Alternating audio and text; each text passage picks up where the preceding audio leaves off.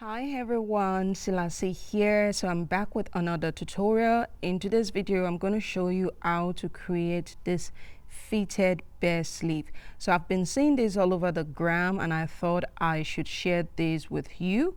Okay, so if this is something you'd like to see, come on with me, let's start drafting. We're going to begin by tracing the basic sleeve block to a fresh pattern paper, and then we're going to move on to shape the sleeve. Okay, although this is a fitted sleeve block, it has no form of shaping whatsoever, and because of the style we're going for, it is required that we shape the sleeve in such a way that it fits the arm.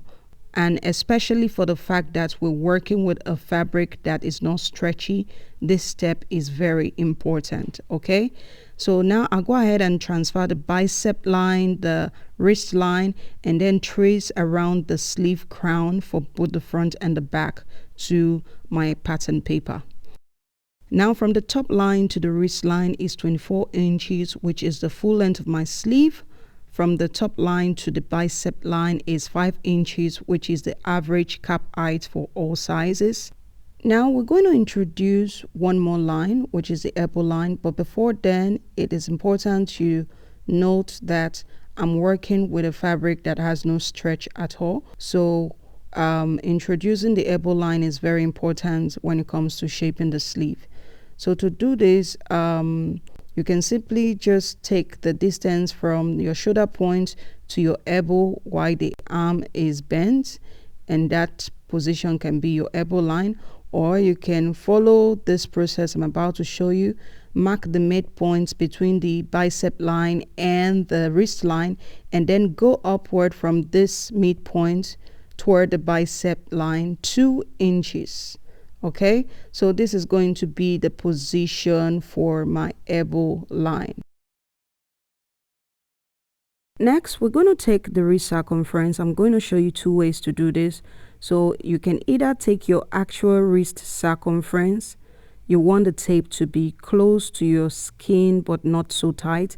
You want to be able to move your wrist around the tape. So this gives me 6.5, and then you're going to add 2 inches ease to this measurement, which gives me 8.5. The other method is to take around your palm. So this gives me 9 inches. So this is what we use for drafting the basic sleeve block. Okay, but for this block, you need to subtract 1/2 inch for that, which gives me 8.5 inches as well. The same thing as taking your actual wrist circumference and adding 2 inches. So now this 8.5 inches, I'm going to divide it into 2 and mark it on the wrist line. Now for the elbow circumference, I'm going to show you 2 ways to take this measurement also. So you want to take around your actual elbow circumference. You want it to be close to your skin but not so tight. Okay, and then you can either add at least 1.5 inches to 2 inches. So you can add 1.5 inches or 1 3/4 inches or 2 inches to that measurement. Or you can take your elbow measurement while your elbow is bent. Okay, so you want to take it round and you want it to be close but not so tight. But make sure your arm is bent to your shoulder when taking this. Okay, if you take your elbow circumference this way, you don't need to add any amount of ease to it. So I'm going to mark the elbow circumference, which is 11.5 divided by 2 on my elbow line.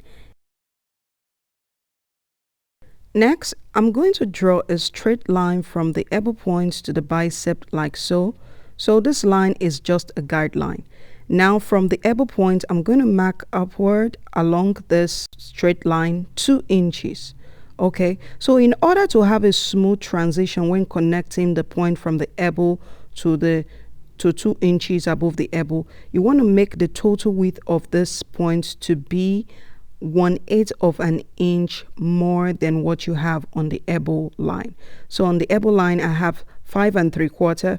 So that means on the level that is 2 inches above the elbow point, I should have a total width of 5 7/8 inches. Okay, so this will enable us to get a smooth curve when connecting both points together. So if it doesn't work for you, you can go ahead and adjust it, okay?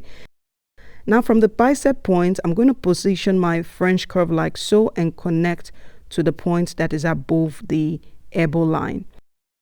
Next, I'm going to position my French curve like so and draw a curved line from this point, passing through the point on the elbow line to 2 inches below the elbow line. So I'm just going to mark that 2 inches below the elbow line. I'm going to draw a straight line from that 2-inch mark below the elbow line to meet the point on the wrist. So this is just a guideline, okay? Now I'm going to mark the midpoint between these 2 points, which is here, and then I'm going to come in with 1/4 of an inch. So this is going to be a guide to draw a curved line to connect both points together. So make sure you position your French curve like so and draw a curved line connecting both points together. And we're done with drawing the inseam. Now I just go back in with my French curve and smoothing the line, making sure I have a smooth transition between all the points. Now that we're done with shaping the sleeve, I'm going to go ahead and draw the style line of the sleeve, which is a bell sleeve. Now from the wrist line, I'm going to mark upward 1.5 inches and then square out a horizontal line. So this line is a guideline to create the bare bottom of the sleeve. Next, to determine how long you want the sleeve to be around the hem, you can measure from your wrist to the tip of your middle finger or below it, or you can measure from your wrist to the top of your thumb. Okay, now from the wrist to the top of my thumb is about 5.5 inches, but I'm going to make this measurement 5 inches. Now from the wrist line, I'm going to mark down 5 inches and then square out a horizontal line. This is the hem of the bare sleeve. On the wrist line, mark out 1 inch from this point, and then on the line above the wrist line, you want to mark out 1/2 inch from this point. Now connect both points together, but then extend the line to touch the hem line like so, and then extend the line also to touch the inseam of the sleeve like so. So you should have something like this. Now go in with your French curve and just blend out that line into the inseam. And lastly, we need to curve the hem of the sleeve. To do this, take the measurement from the bicep to the hem of the center of the sleeve. Now you want to mark this distance on the inseam by measuring from the bicep line, following the curve of the inseam until you get to that point that equals the same length with that of the center of the sleeve, which is this point right here. Now I'm going to go in with my French curve and draw a curved line blending into the center of the sleeve.